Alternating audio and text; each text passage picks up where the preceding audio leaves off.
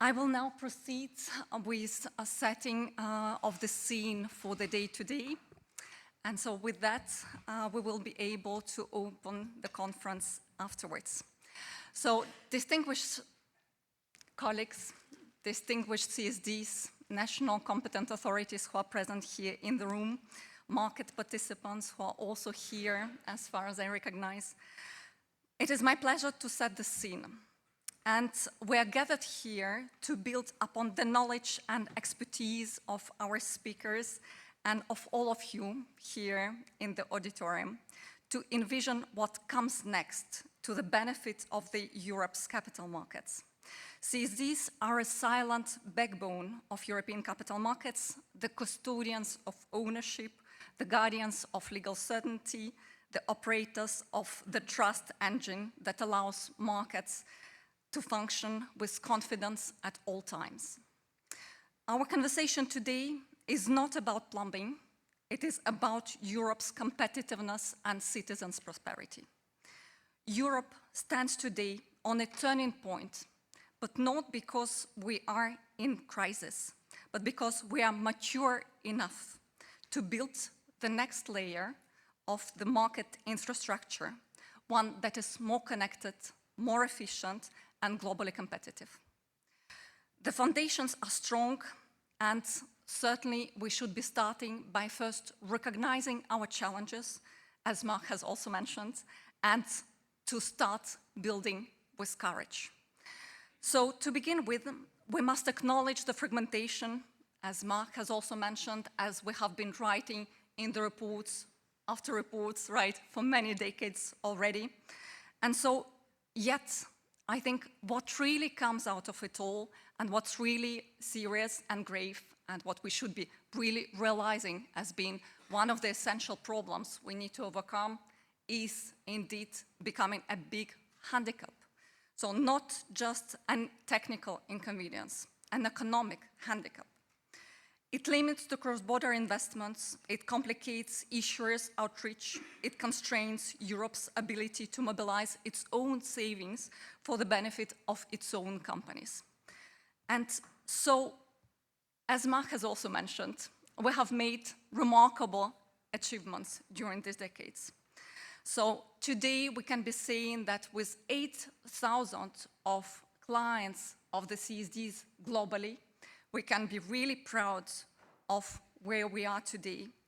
We have been able to implement cross-border platforms, build common standards on which we have been able to consolidate significant platforms and significant services as well for the European participants. Today, CSDs are capable of offering fully regulated, digitalized issuance at scale and in secure real-life environment. And European CSDs master issuance based on foreign laws for bonds, but also for shares, servicing across the entire Union 372 links, and that with legal certainty and clear conflict of law solutions. No other region in the world has gone as far. So we are not lagging in comparison with other regions, with the US or others, and probably we should stop comparing ourselves altogether. We are leading. Rather, instead of comparing, we should elevate ourselves. We should upgrade it, connect it, and innovate from within. To achieve this, we need three things. First, to reset our values, then to act jointly, and finally, to dare. So, what about the values? Risk management culture, credibility, the rule of law, transparency, democracy through user involvement are all the European strengths. They underpin the European infrastructure of the modern economy. Yet, we must be aware that sometimes the same value can be seen as delaying us with the implementation of this necessary infrastructure projects that we're having in front of us. And indeed, we do not have another decade to wait. So while the world is not standing still, we can sometimes be very quickly tempted to replace or to compromise on these essential values.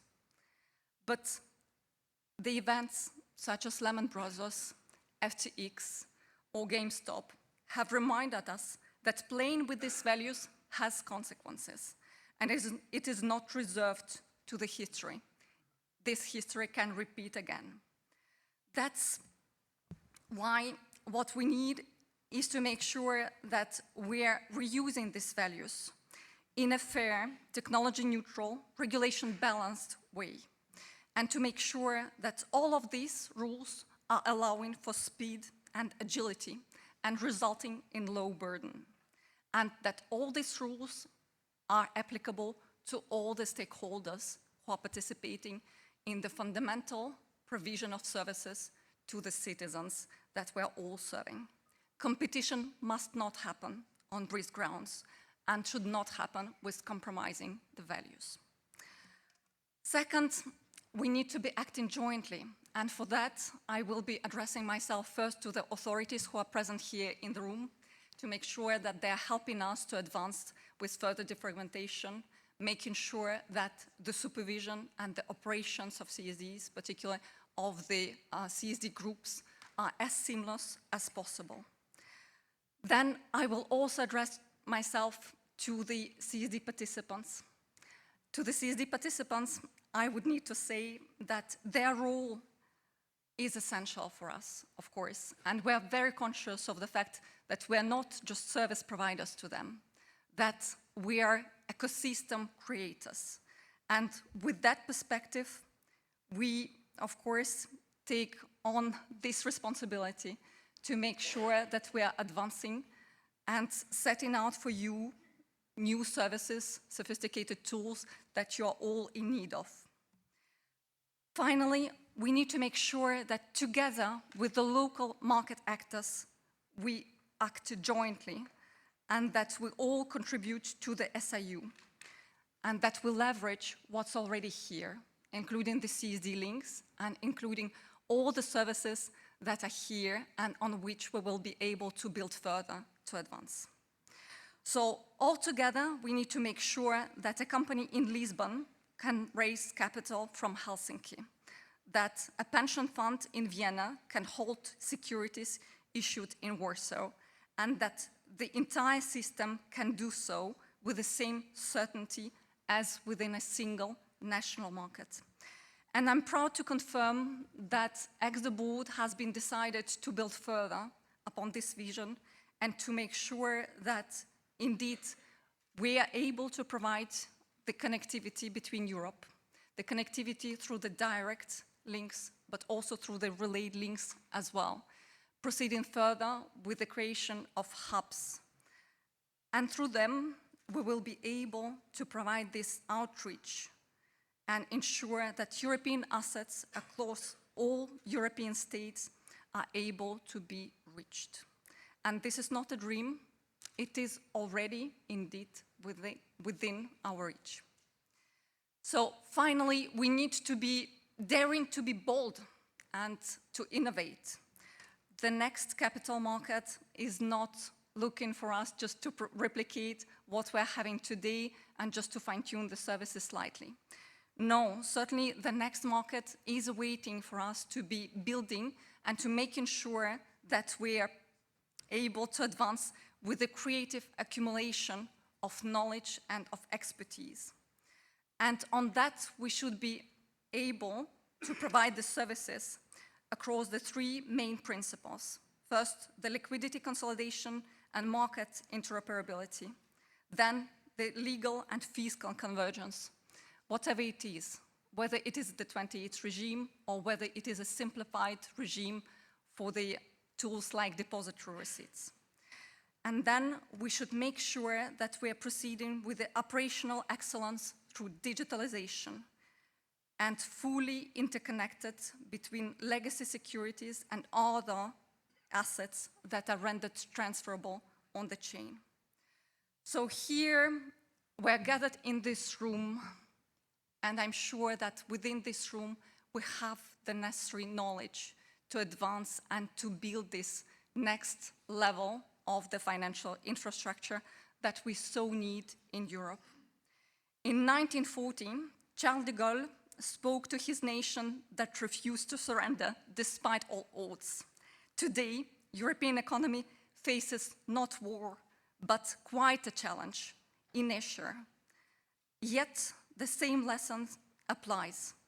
Great systems endure not by standing still, but by advancing with courage. And we do have many odds in Europe today, particularly in the post-trade. But this renovation, the renewal of financial market infrastructure, should be done here in Europe and on our own terms. So let us not speak of waiting or catching up with any other regions, but build what we want to build by ourselves. So let us speak today of leading with clarity, unity, and conviction. The post-trade architecture of 2030 will be built by all of you here in the room. Thank you very much. I do hope that this sets the scene well for all the days of the conversation today. And with that, we can be proceeding with our first panel, which will be dedicated to the integration of the capital markets from the perspective of liquidity in particular,